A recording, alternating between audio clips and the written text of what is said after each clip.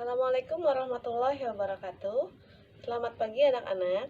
Apa kabar semuanya? Semoga kalian masih dalam keadaan sehat-sehat dan tetap semangat untuk belajar melalui e-learning atau pembelajaran jarak jauh ini. Sudah hampir setengah semester, di semester 2 ini kita sudah menjalankan pembelajaran jarak jauh via e-learning dan keterampilan. Ya, tapi tidak apa-apa. Kita tetap harus mematuhi protokol kesehatan dan menerapkan 4M. Yang pertama yaitu menjaga jarak, yang kedua yaitu mencuci tangan, yang ketiga yaitu menggunakan masker, dan yang keempat menjauhi kerumunan. Sebelum kita masuk ke materi selanjutnya, yuk kita review dulu minggu kemarin kita ngomongin apa ya? Ya, materi yang kemarin adalah materi tentang hidup harus beretika. Nah, kalian sudah menerapkan belum nih etika yang ada di sekitar kita, di lingkungan kita, etika terhadap orang tua, terhadap masyarakat, terhadap teman. Nah, kita harus menerapkan ya, jangan lupa anak-anak. Sebelum masuk materi, Ibu juga akan menjelaskan tujuan pembelajaran hari ini. Materinya yaitu materi tentang menghargai keberagaman dan perbedaan. Nah, tujuannya apa? Yang pertama, diharapkan nanti siswa-siswi atau kalian semua bisa menghargai perbedaan yang ada di sekitar kita. Yang kedua, siswa-siswi dapat menerapkan bagaimana caranya kita menghadapi perbedaan. Misalnya ada teman sebangku kita berbeda suku atau agama. Kita bisa menghadapinya. Bagaimana cara kita untuk menghadapinya? Nah, yang ketiga yaitu diharapkan siswa-siswi dapat menghindari konflik akibat perbedaan suku, agama, atau lainnya.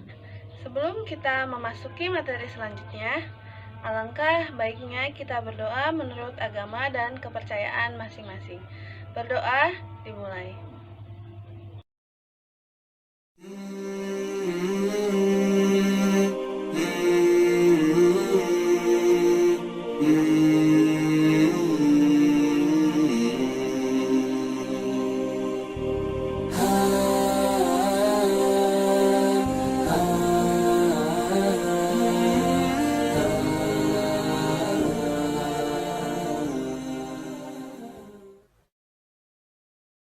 Doa sebelum belajar.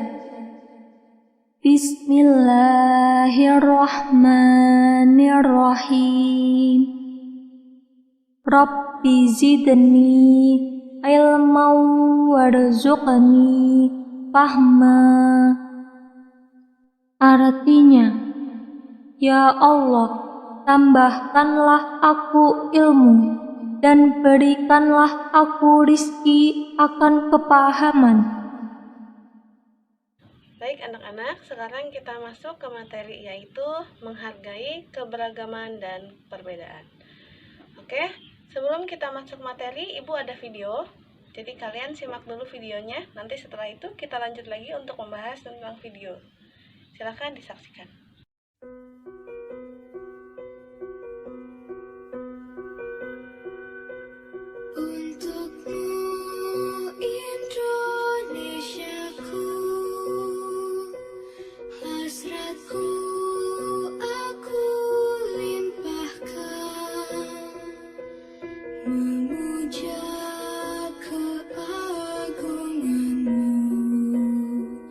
Kami bahagia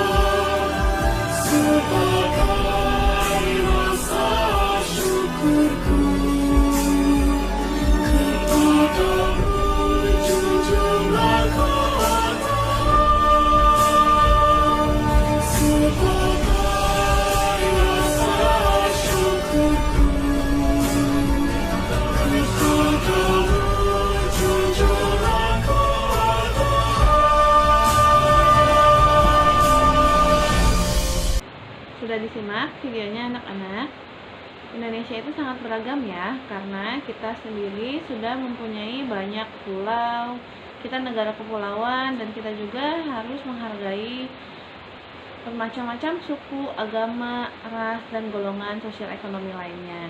Nah, kita akan membahas perbedaan yang ada di sekitar kita. Nah, kalau kalian gimana nih? Sudah sebesar ini sudah menemukan perbedaan belum? Di kelas mungkin atau di sekitar rumah. Nah, kita akan membahas bagaimana sih caranya kita untuk menghindari konflik yang terjadi akibat perbedaan atau keberagaman agama, suku, bangsa, dan lain sebagainya.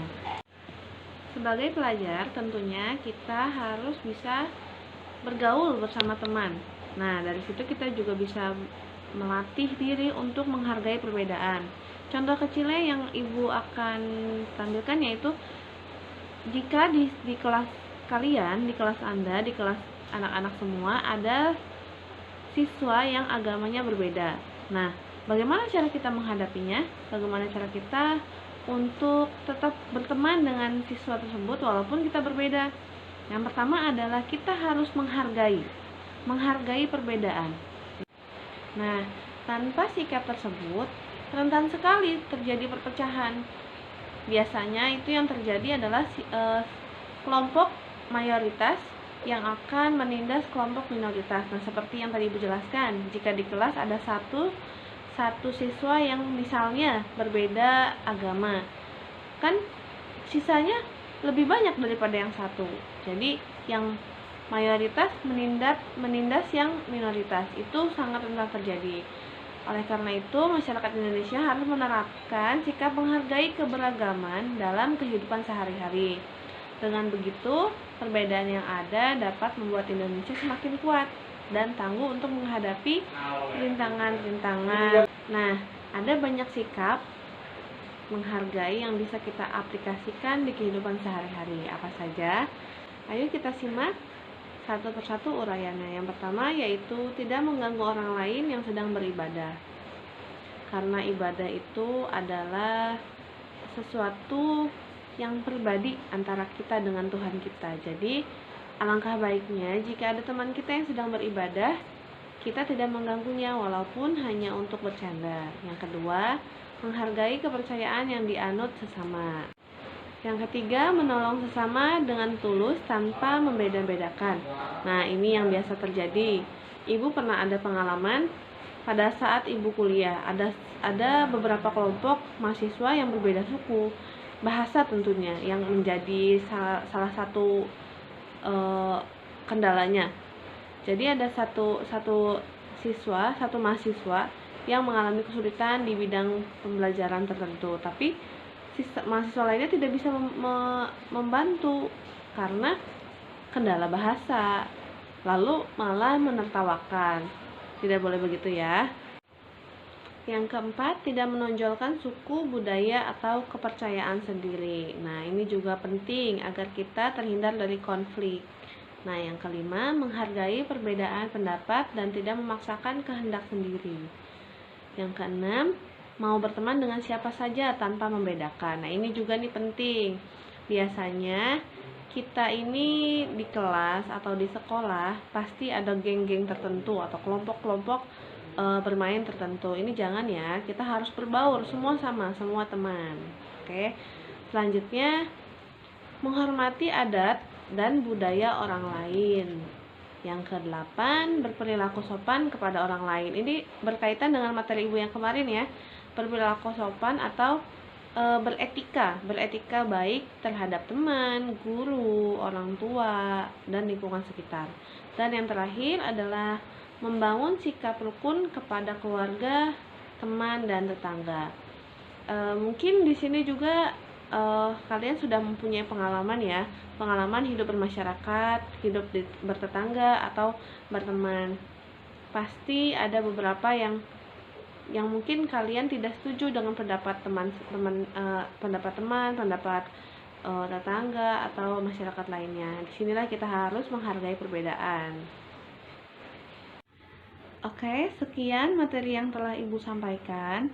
Jangan lupa anak-anak, setelah menonton video ini, kalian mengikuti kuis yang sudah Ibu sajikan di e-learning. Ibu ingatkan kembali, yang pertama kita harus absen di e-learning. Ketika sudah absen, kita membaca materi atau menonton video pembelajaran yang sudah disiapkan oleh guru masing-masing pelajaran. Dan yang terakhir, kita harus mengikuti kuis atau menjawab pertanyaan yang sudah disiapkan. Nah, setelah itu baru kita bisa berkomunikasi dengan guru mata pelajaran apabila ada yang tidak dimengerti atau yang kurang paham. Sekian video pembelajaran dari Ibu. Kurang lebihnya Ibu mohon maaf. Wassalamualaikum warahmatullahi wabarakatuh.